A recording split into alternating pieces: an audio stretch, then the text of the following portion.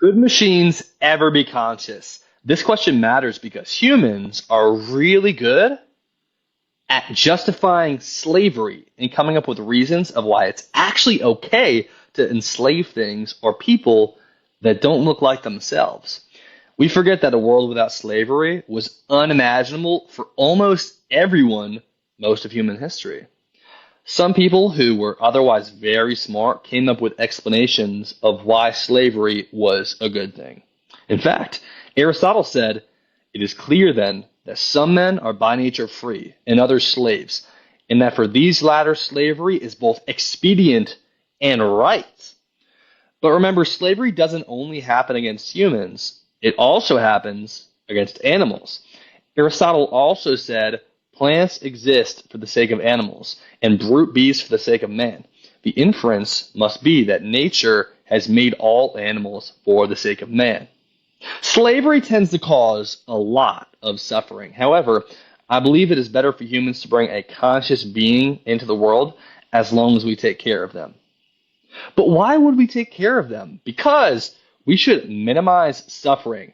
This is a statement of how the world should be, so it's an opinion. But suffering can only occur if something is conscious. So if machines can't be conscious, then us enslaving their asses would be genuinely morally better than the enslavement of humans or animals.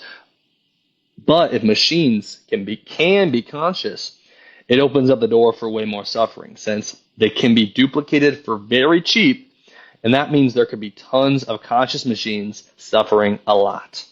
That would not be good. To find out if machines can be conscious, let's define consciousness. It is not learning, it is not solving problems, it is not demonstrating goal-oriented behavior or understanding knowledge. For this conversation, it is having subjective experience.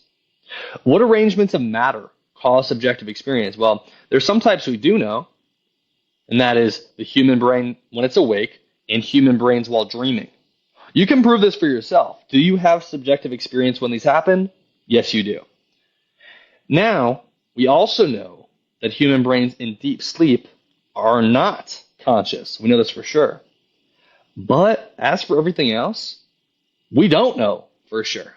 It's interesting because humans and animals have sensors to perceive information like sight, sound, touch, taste, or smell.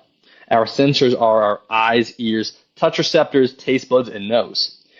They also have an onboard computer, a brain, which takes in all that information from their sensors to solve problems.